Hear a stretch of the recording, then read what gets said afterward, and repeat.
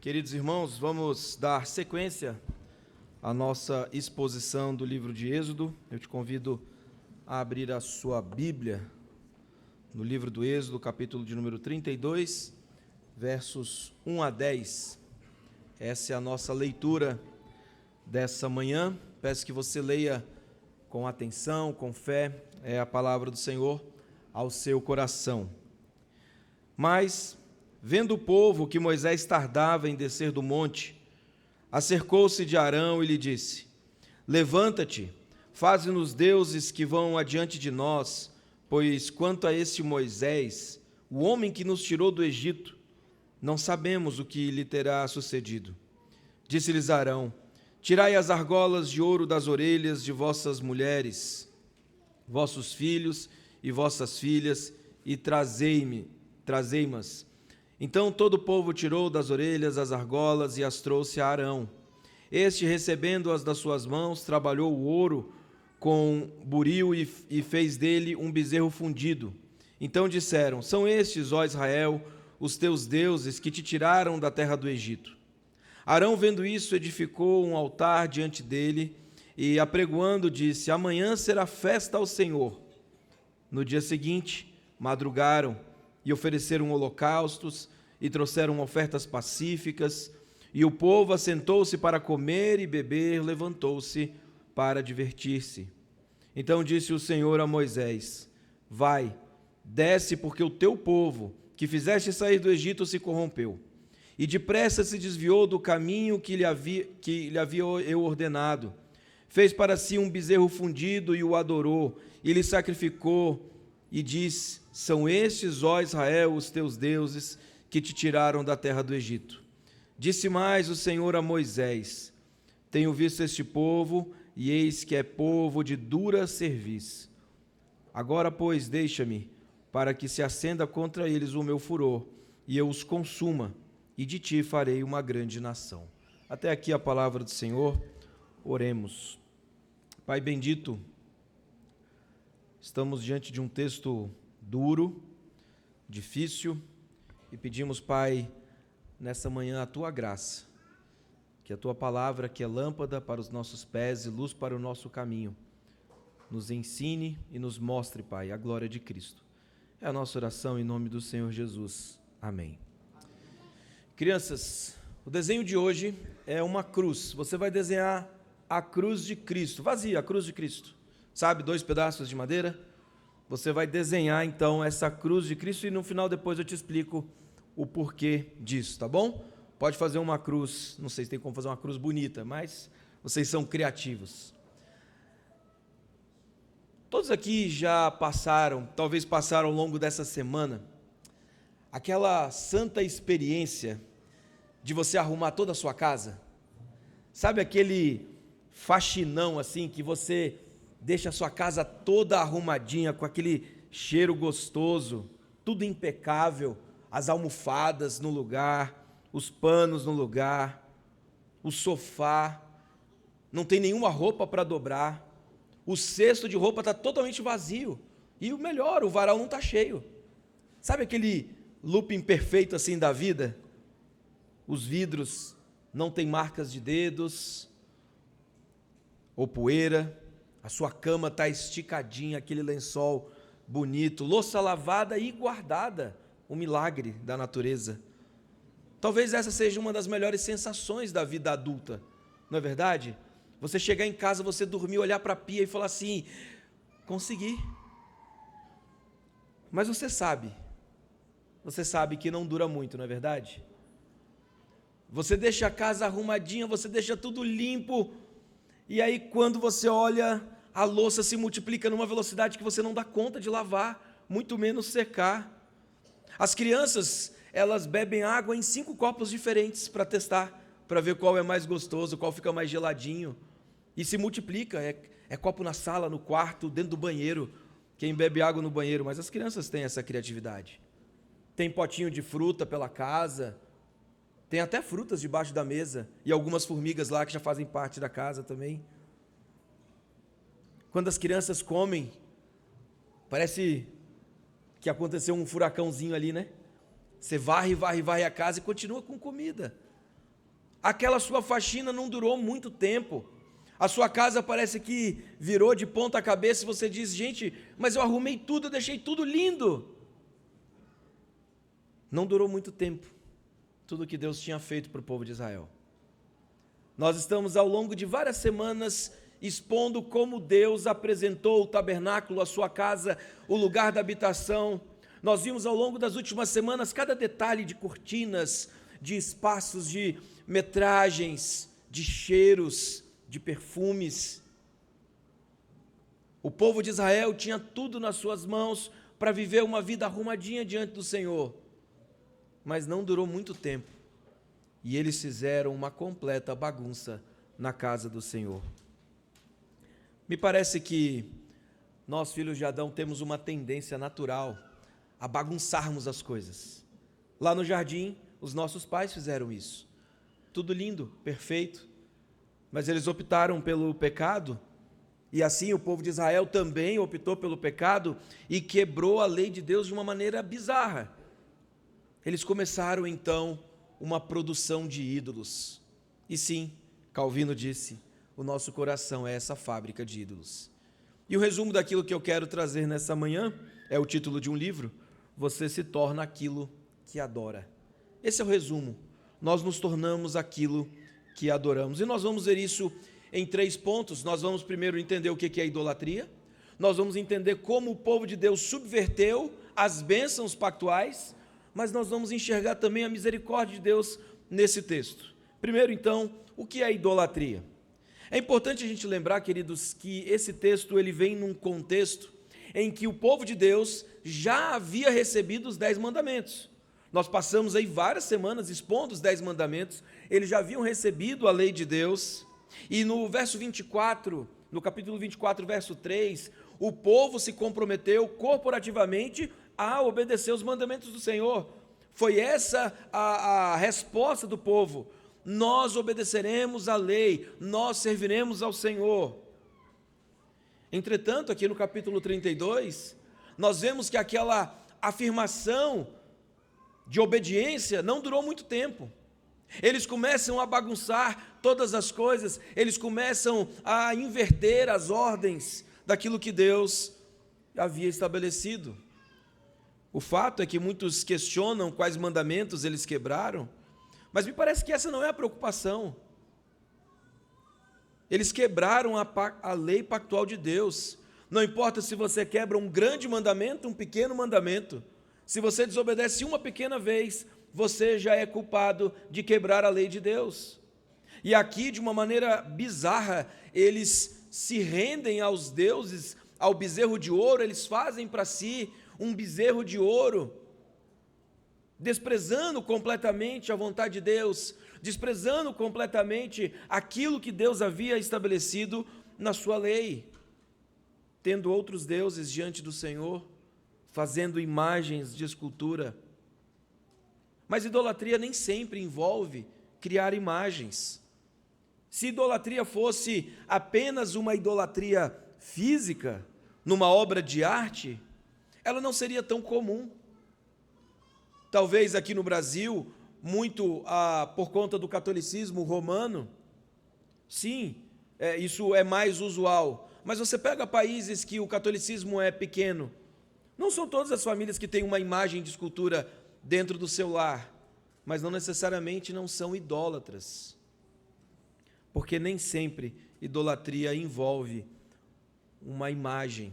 E, queridos, eu gosto de uma definição que eu ouvi em algum momento, e eu não sei de quem é, mas se não tiver dono eu pego para mim porque ela é muito boa, que diz que idolatria é um desejo legítimo ou não, que toma um lugar ilegítimo no meu coração.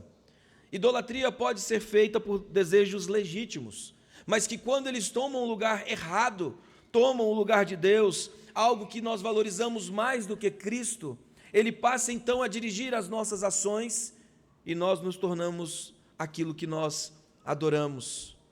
Nem sempre nós somos dominados pelos nossos ídolos, mas de vez em quando caímos em adoração pagã aos falsos deuses do nosso coração. O fato é que nós amamos muitas coisas. O fato é que nós desejamos muitas coisas, e esses muitos amores, quando tomam o lugar de Cristo na nossa vida, eles passam então a dirigir as nossas ações, emoções, palavras. Eles passam então a ser o nosso Deus. E veja, o texto aqui mostra que o povo de Deus estava impaciente. O que acontece é que Moisés estava algumas semanas ali no monte, ele havia subido aquele monte, o tempo passou, o povo começa a olhar um para o outro, e o texto diz: mas vendo o povo que Moisés tardava em descer, disse: Arão, nós temos uma grande ideia, Arão, nós tivemos uma ideia aqui genial. Eu sei que Deus deu todas essas diretrizes, eu sei que Deus mostrou como deveria ser adorado, a casa dele, detalhes, mas Arão, vamos construir um Deus. Nós precisamos ver para crer. Nós não conseguimos enxergar o mediador, esse tal Moisés que nos tirou da terra do Egito, ele tarda em descer. Arão, nós precisamos ver, nós precisamos tocar alguma coisa. E eles então passam a fazer esse bezerro de ouro, o que tinha a ver com a cultura egípcia. O deus touro era talvez uma das entidades poderosas, e aqui o povo de Deus, querendo mostrar esse poder, então, e ainda com uma cosmovisão pagã no seu coração, eles passam a fazer esse falso Deus, esse ídolo. E veja, a idolatria aqui é fruto da impaciência. Quem aqui nunca foi impaciente? Talvez você já esteja impaciente comigo falando aqui. Eles estão impacientes, e eles começam a perder de vista o que poderia acontecer. Eles passam então a ser dominados por aquele sentimento de abandono, de o que está acontecendo. Eles perdem o controle da situação, eles olham e dizem assim: cadê Moisés? Cadê o mediador da aliança? Cadê esse tal homem que nos tirou da terra do Egito? Eles queriam ver para crer. Mas, queridos, a fé é a certeza das coisas que não vemos. Nós não precisamos ver para crer. Crianças, vocês não precisam ver o Senhor Jesus para que vocês creiam no Senhor Jesus. Nós vivemos pela fé, nós não vivemos por aquilo que os nossos olhos veem. Mas o povo de Deus, ali Israel, ainda mostrava um coração egípcio. Era muito difícil tirar o Egito do coração de Israel. Basta um pequeno problema, basta um momento de impaciência, que eles voltam correndo para Faraó. Basta um pequeno problema que eles voltam para aquela cultura pagã, e eles viram as costas para o Deus Criador, sustentador de todas as coisas, e eles passam então a adorar um falso Deus. Eles ainda eram muito inconstantes. E assim que Arão terminou de produzir o seu bezerro de ouro, o texto vai dizer então que eles começaram a adorar esse falso Deus. Eles haviam transformado todo aquele ambiente da santidade de Deus. Você lembra da descrição do Santo dos Santos, do tabernáculo, tudo que envolvia lavagem cerimonial, derramamento de sangue, propiciatório, envolvia a santidade de Deus. E agora eles simplesmente viram as costas para o Senhor. E aquele ambiente, aquele acampamento se transforma em uma devassidão pagã. Mas, queridos, será que nós somos tão diferentes do povo de Israel? Nós também queremos adorar falsos deuses. É bem verdade que nós não fazemos bezerros de ouros, mas Ezequiel capítulo 14, verso 3, vai mostrar que o povo de Deus tem uma capacidade de fabricar ídolos no seu próprio coração. Em Ezequiel o problema não era um bezerro de ouro, era porque eles tinham levantado ídolos no seu próprio coração, e nós somos assim.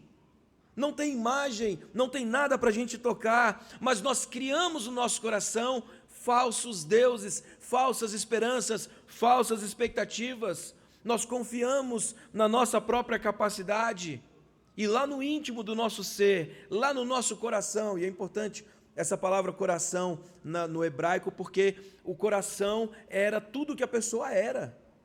E quando Ezequiel diz que eles levantaram ídolos no seu coração, era no mais íntimo do seu ser. A nossa cultura produz falsos ídolos e nós nos prostramos em adoração. Talvez as áreas mais difíceis em que nós vemos essa idolatria latente seja naquilo que envolve sexo, dinheiro e poder. Nós vemos a nossa cultura brigando por essas coisas. E muitas vezes o nosso coração é levado por sexo, dinheiro e poder. E nós bagunçamos por completo a nossa vida. Nós bagunçamos por completo o nosso casamento. Nós bagunçamos por completo a igreja de Cristo. Porque somos levados pela adoração falsa de um ídolo do coração.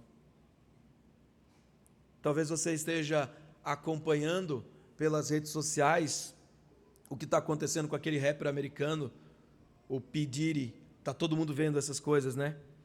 Um homem que violentou homens, mulheres, crianças, em coisas, em rituais, sei lá o que é aquilo, bizarros. Mas o que ele queria? Sexo, dinheiro e poder. E ele usava essas três coisas para manipular as pessoas, e agora está preso, pagando por causa da sua idolatria. É verdade que nós não precisamos chegar aos extremos. Nós não precisamos chegar a esses extremos da vida, mas nós criamos ídolos no nosso coração, e quando nós estamos dispostos a pecar para ter algo, isso passa a governar a nossa vida. E sim, crianças, se vocês estão dispostos a pecar para ter alguma coisa que seus pais não te dão, esse algo é o que está dirigindo o seu coração, é um ídolo do seu coração. E para nós adultos também, nós não somos diferentes das crianças, porque muitas vezes nós buscamos ídolos para satisfazer os nossos desejos. Uma pessoa que consome pornografia, ela tem a necessidade da autogratificação. Uma pessoa que usa os seus recursos de uma maneira errada, ela quer satisfazer ídolos do seu coração, de forma que Efésios 5 diz que a avareza é o quê? Idolatria. Usa mal os seus recursos. Talvez você seja um líder aqui dentro da igreja, talvez você seja um líder lá no seu trabalho, alguém realmente importante, e que você está disposto a negociar princípios da palavra de Deus, ou se sobrepor a pessoas pelo poder. Sexo, dinheiro, poder. Parece que nós bagunçamos aquilo que Deus criou por alegrias passageiras, e Deus diz que isso tudo é idolatria. O povo de Israel aqui, ele precisava ver algo para se identificar, porque vendo, tocando, eles teriam um controle da situação. O nosso Deus é um Deus que é espírito. Nós não precisamos ver o Senhor, mas aqui o povo de Deus, ele precisava ver, ele precisava tocar, ele precisava controlar o Deus incontrolável. Talvez você nessa manhã esteja assim tentando moldar um Deus à sua própria imagem. Talvez você esteja tentando domesticar o Senhor, criando no seu coração falsas ilusões, criando no seu coração falsas expectativas, confiando mais naquilo que os seus olhos veem, naquilo que você pode tocar, naquilo que você pode ver, do que no Senhor. Talvez você queira moldar Deus à sua própria imagem, mas o nosso Deus não é moldado à nossa imagem, nós é que somos moldados à sua imagem, nós que devemos ser conformados à imagem de Cristo. Mas nós não podemos domesticar o Senhor. O nosso Deus é fogo consumidor, queridos. O nosso Deus é santo, santo e santo. Não somos nós que definimos quem Deus é. É Ele quem define quem Ele é. E o seu nome é Yahvé. Eu sou o que sou. Nós precisamos viver pela fé. Nós não precisamos ver para crer. Nós não precisamos tocar. Nós não precisamos de uma imagem de Deus nesse culto para saber que nós estamos adorando o Deus Todo-Poderoso, porque Ele se faz presente aqui nessa manhã, e pela fé nós sabemos que Ele está aqui, e por isso devemos santificar o nosso coração. Então idolatria é muito mais do que fazer uma imagem. Idolatria é ser levado, ser dominado por algo que não é o próprio Deus. O que tem dominado a sua vida, o que tem dirigido as suas ações, as suas palavras, as suas emoções, os seus negócios. Será que você tem sido dirigido pelo Senhor? Ou você está deixando que os falsos deuses do seu coração dominem a sua mente, a sua vida? Segundo, o povo de Deus, então, aqui ele passa a subverter as bênçãos do Senhor. Veja que o povo de Deus ele cometeu um grave erro aqui. Ele criou um bezerro de ouro para adorar. Eles transformaram o arraial de Israel num ambiente pagão. Eles cometeram um grave erro, queridos. O desejo do povo de adorar não era adorar mais o Deus Yahvé, o Deus que libertou eles, mas era adorar os deuses, e eles dizem isso no verso número 4, são esses, ó Israel, os teus deuses, que te tiraram da terra do Egito. Eles passam então, eles deixam de lado a exclusividade de Deus, para mostrar, e Arão diz, olha, são estes os deuses. Eles dão um passo atrás, abraçam a cultura egípcia novamente. Eles se esqueceram daquele prelúdio dos 10 mandamentos. Êxodo 22, eu sou o Senhor, o teu Deus, que te tirei da terra do Egito, da casa da servidão. Deus já havia dito isso para eles. Deus já tinha dito, fui eu unicamente que tirei vocês da terra do Egito. Mas agora o povo de Deus, olha e diz aqui, são esses os deuses, no plural. Lá Deus havia se referido a si mesmo no singular, mas os israelitas aqui criaram uma outra divindade, substituíram o Deus Todo-Poderoso por um falso Deus e quebraram a promessa de Deus, de que eles seguiriam até o fim, de que eles obedeceriam ao Senhor. Eles se voltaram para o Egito, eles abandonaram aquela certeza da libertação. E queridos, é fácil nós voltarmos a fazer determinadas coisas. Nós tivemos há pouco um momento de confissão dos nossos pecados. E talvez a gente saia daqui hoje, saia ali no portão e cometa o mesmo pecado. Talvez a gente esteja vivendo uma vida de ciclos de queda, no qual eu confesso e continuo no pecado, eu confesso e continuo no pecado. Mas nós precisamos de verdadeiro arrependimento, porque o povo de Deus aqui, ele havia se comprometido a adorar ao Senhor, mas ele se volta para os falsos deuses. E sim, um glutão promete a Deus não exagerar na comida, mas ele volta e ataca o buffet do self-service. Cuidado, hein? O almoço é daqui a pouco. Viciados em sexo, dizem que jamais vão consumir pornografia, mas num próximo instante já estão com os seus telefones e celulares buscando conteúdo inapropriado. Alcoólatras juram que aquele é o último copo de bebida, mas quando mal percebem, já estão deitados na sarjeta. Pessoas que oprimem os outros dizem, eu não vou mais abusar de você. Um marido abusador diz para a esposa, eu prometo, essa é a última vez, eu nunca mais vou fazer isso. Mas quando ele mal pensa, ele já está de novo oprimindo aquele a quem ele deveria cuidar. Nós vamos transformando a nossa vida numa bagunça por completo. Nós vamos pegando tudo aquilo que Deus nos dá de bênçãos e nós vamos subvertendo essas bênçãos em falsa adoração. Deus nos dá um casamento para ser algo alegre, algo gostoso, algo que envolve amor, cumplicidade, amizade, e nós transformamos isso num celeiro de problemas, num ambiente de guerra. Nós subvertemos as bênçãos do Senhor, porque cedemos aos deuses do nosso coração, queridos. Deus já havia dado a eles prova do seu amor pactual. Deus já havia dito: foi eu que tirei vocês da terra do Egito. Eu estou dando a lei para vocês, para que vocês sejam santos como eu sou santo. Eu estou dando a vocês o meu tabernáculo, para que vocês possam me adorar, para que vocês possam se aproximar de mim, para que vocês tenham um relacionamento verdadeiro comigo. Mas o povo de Deus subverte as bênçãos de Deus por causa da desconfiança, da descrença, porque eles não sabiam o que estava acontecendo, porque Moisés tardava em descer. Eles passam então a serem dominados pelo próprio coração.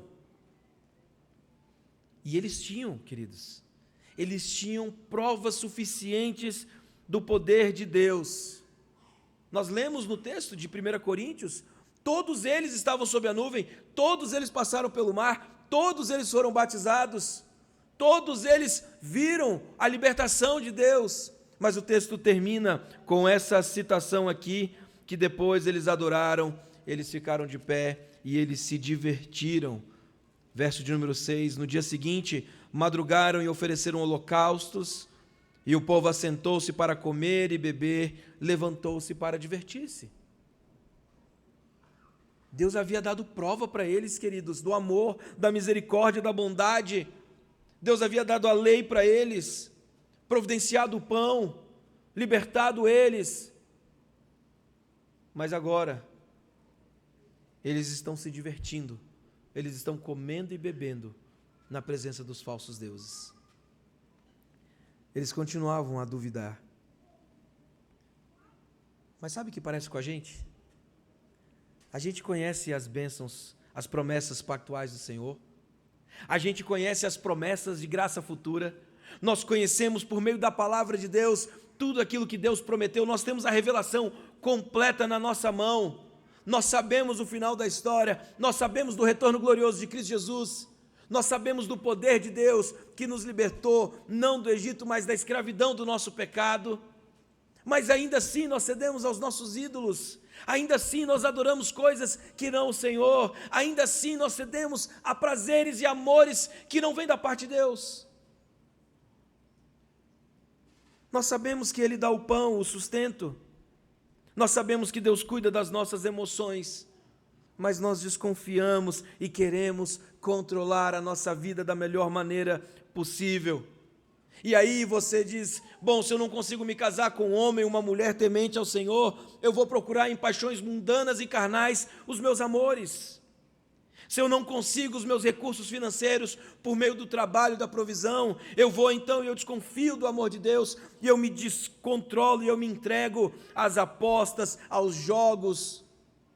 Tudo isso para subverter as bênçãos do Senhor. Deus nos deu um casamento, Deus nos deu trabalho, e nós pegamos todas essas coisas e fazemos uma completa bagunça na nossa vida. E olha como isso fica claro no texto. O texto vai dizer, verso de número 2, disse-lhes Arão: tirai as argolas de ouro das orelhas de vossas mulheres, nossos filhos, vossas filhas, e trazei-mas. Você deve se lembrar que lá no capítulo 12, verso de número 35 e 36, esse ouro foi dado a eles como herança do Senhor. Eles eram escravos na terra do Egito. Capítulo 12, verso 35 e 36. Fizeram, pois, os filhos de Israel conforme a palavra de Moisés, e pediram aos egípcios objetos de prata e objetos de ouro e roupas. E o Senhor fez que seu povo encontrasse favor da parte dos egípcios, de maneira que esses lhe davam o que pediam e despojaram os egípcios. Eles pegaram as bênçãos do Senhor, e o texto vai dizer que foi o Senhor que inclinou o coração dos egípcios para abençoar o povo de Deus com ouro, prata, comida e roupa. E eles agora pegam essas bênçãos do Senhor, eles pegam o ouro que Deus deu a eles, eles entregam para Arão, para que Arão agora faça esse bezerro de ouro, queridos. Eles estão subvertendo as bênçãos do Senhor. E nós transformamos bênçãos de Deus em ídolos, quando nós queremos fazer as coisas do nosso jeito e não as coisas do jeito que Deus determinou. quando nós somos impacientes e queremos tudo na hora que queremos, quando nós pegamos a nossa sexualidade, que é um presente de Deus, e queremos usá-la da maneira como nós achamos melhor, nós subvertemos a sexualidade em algo idólatra. Quando nós usamos a nossa posição de poder, de autoridade, e usamos isso de maneira pecaminosa, seja com os nossos filhos, tratando eles de maneira desonrosa, tratando a nossa esposa de maneira grosseira, tratando os subordinados que estão à nossa volta de maneira errada. Usamos os nossos recursos financeiros e transformamos em ídolos. Quando usamos esse dinheiro, que é uma bênção de Deus, da maneira como nós queremos. As pessoas acham que quando você dá o dízimo, você diz assim: Senhor, então assim, eu vou entregar o meu dízimo e o resto é meu, eu vou usar da maneira como eu quero. Se você pensa dessa maneira, deixa eu te falar uma coisa: a forma como você enxerga o dinheiro é idólatra, porque o 100% é do Senhor. É verdade que uma parte você entrega para a obra de Deus, mas aquilo que está nas suas mãos também deve ser usado para a glória de Deus. Os nossos recursos são recursos do reino, de maneira que nós temos que ter como suprir as pessoas à nossa volta. Mas nós transformamos essas coisas em ídolos. Vivemos numa cultura em que as pessoas estão viciadas em pornografia, se afundando, se endividando cada vez mais, pessoas buscando posições de poder, de autoridade, especialmente aqui na cidade que nós vivemos, bagunçando tudo aquilo que Deus criou, tudo aquilo que era santo, tudo aquilo que é bom, tudo aquilo que agrada a Deus. O povo de Israel pegou aquilo que Deus havia dado para eles e subverteu isso em maldição sobre a sua vida. Não foi apenas o ouro que eles subverteram, não foi apenas a libertação, eles subverteram também a arte. Você se lembra que no templo, no tabernáculo, Deus havia dito: olha, eu quero que faça assim, eu quero que faça assim. Ele capacitou homens e ele diz: olha, vai ser talhado, vai ser costurado dessa maneira, vai ser belo, vai ser esculpido anjos. Deus havia capacitado homens hebreus para costurar, esculpir, preparar o tabernáculo de maneira santa. E agora eles pegam toda essa capacidade que Deus havia dado para eles, para a arte, para aquilo que é bom, para aquilo que glorifica a Deus, e eles transformam essa arte também em paganismo, em falsa adoração. Eles usam o que Deus havia dado para adorar falsos deuses. Eles pegam tudo isso e jogam pelo ralo, bagunçando tudo aquilo que Deus havia criado. E sabe, nós não podemos abraçar a cultura sem nenhum critério. Nós não podemos achar que nós podemos beber da cultura sem um olhar crítico, sem um olhar de criação, queda e redenção, sem uma cosmovisão. Porque quando nós abraçamos a cultura de maneira impensada, nós temos um perigo diante de nós, que é abraçar falsos ídolos, achando que aquilo ali é apenas um aspecto cultural. Eles estavam totalmente envolvidos pela cultura egípcia, ao ponto de transformar ídolos para si. E nesse momento, vale a pena a gente fazer duas perguntas, para saber se nós não estamos subvertendo também as bênçãos do Senhor. Você está disposto a pecar para ter o que você quer? Seja dinheiro, sexo, poder, qualquer outra coisa. Crianças, vocês estão dispostos a pecar, fazer pirraça, gritar, para assistir televisão, jogar videogame, brincar com os amigos? Se sim, isso é um ídolo do seu coraçãozinho. Você precisa se arrepender e confiar em Cristo Jesus. As suas reações são reações pecaminosas quando você não tem aquilo que você quer? Porque às vezes idolatria não é necessariamente algo ruim, mas a intensidade com a qual eu busco certas coisas pode ser um ídolo do meu coração.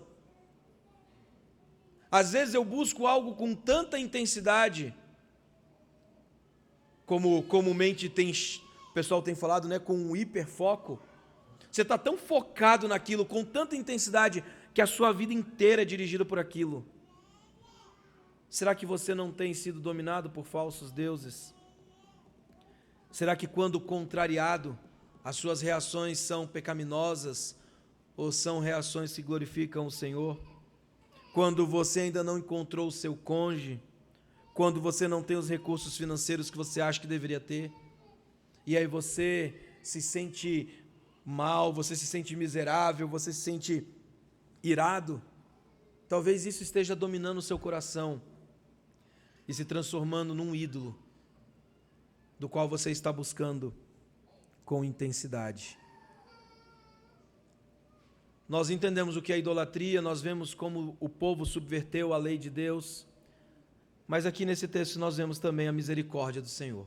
Queridos, o texto aqui vai dizer, a partir do verso número 7, que Deus diz para Moisés assim: Moisés, desce, Moisés, porque o teu povo que fizeste sair do Egito se corrompeu. Veja, o que nós estamos aqui diante, não é Deus dizendo assim: Moisés, eu vou fazer um acordo com você, se você me permitir, eu vou fulminar o povo, se você não me permitir, então eu me submeto à sua vontade. Não, não é isso. Moisés aqui, ele não tinha poder para definir o que Deus iria fazer.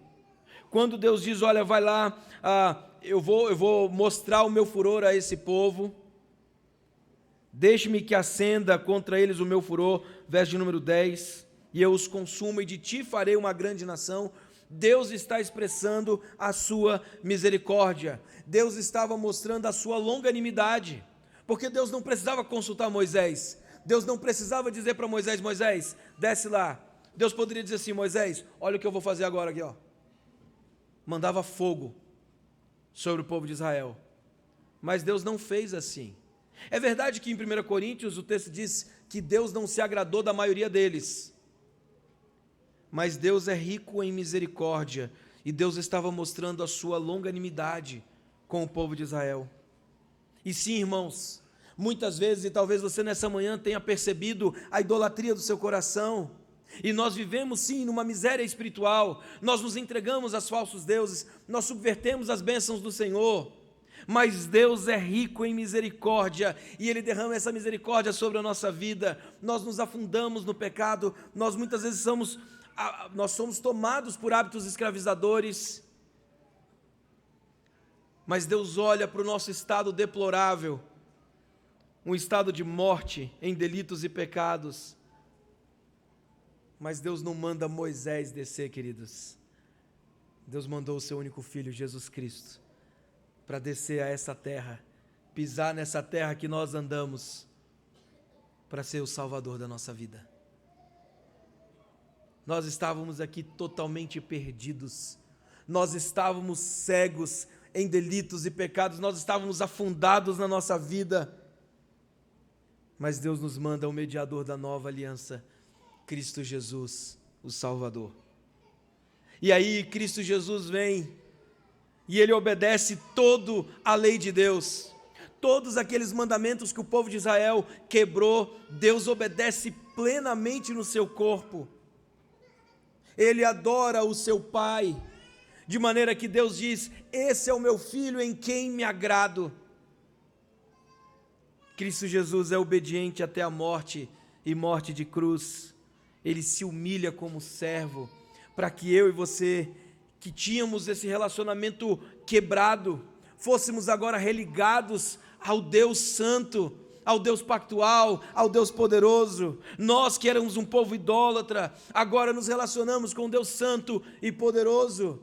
Nós que estávamos corrompidos com o pecado, nós estamos aqui numa manhã de domingo, adorando o Senhor, no dia do Senhor, para a glória do Senhor.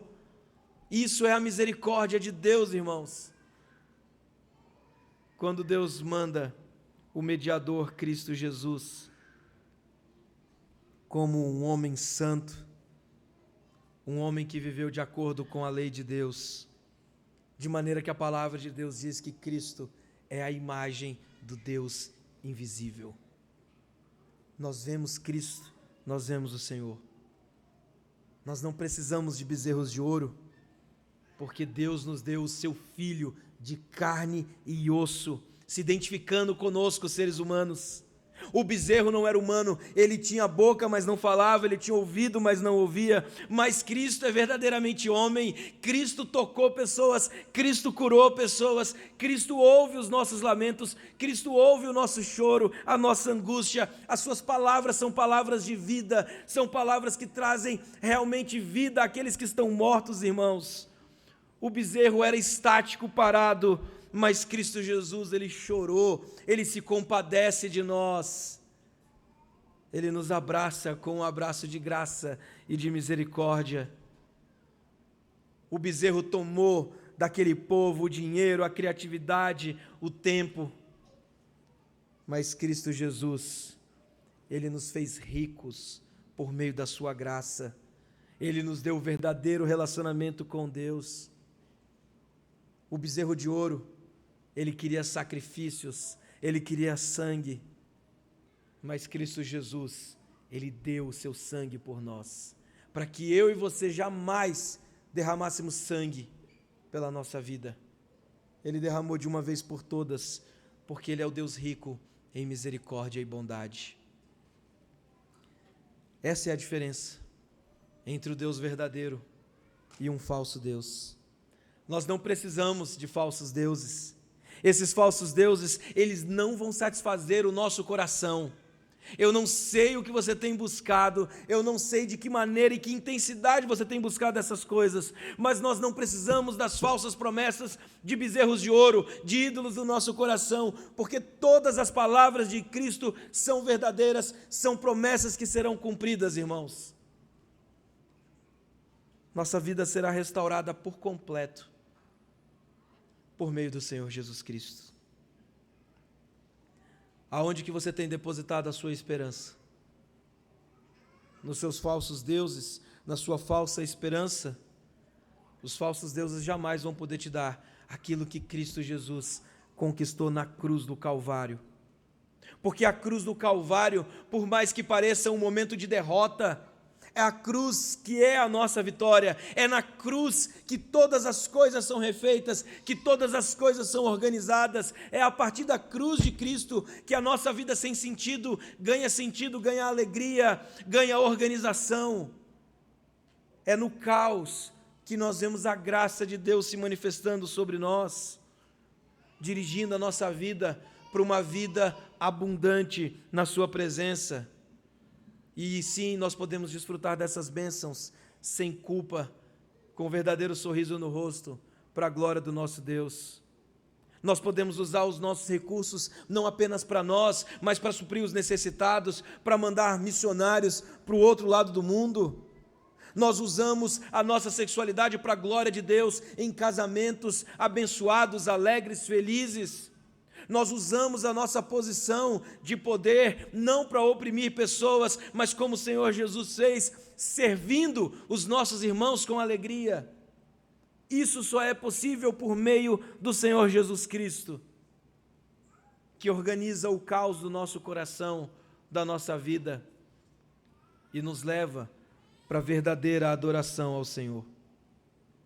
Mas eu quero concluir, crianças, sabe por que você não precisa desenhar Cristo na cruz? Você pode desenhar essa cruz vazia, porque nós não precisamos ver o Senhor Jesus para crer no Senhor Jesus. Você não precisa ver a imagem de Cristo, porque nós cremos em Cristo Jesus pela fé. De forma que João 20, 29, crianças, esse talvez seja um texto bom para vocês decorarem nessa semana. Disse-lhe Jesus: porque me viste e creste? Bem-aventurado os que não me viram e creram. Felizes são aqueles que creem no Senhor Jesus, sem necessariamente terem visto Ele. Queridos, nós conhecemos o Senhor Jesus, e nós precisamos confiar nas palavras do Senhor Jesus.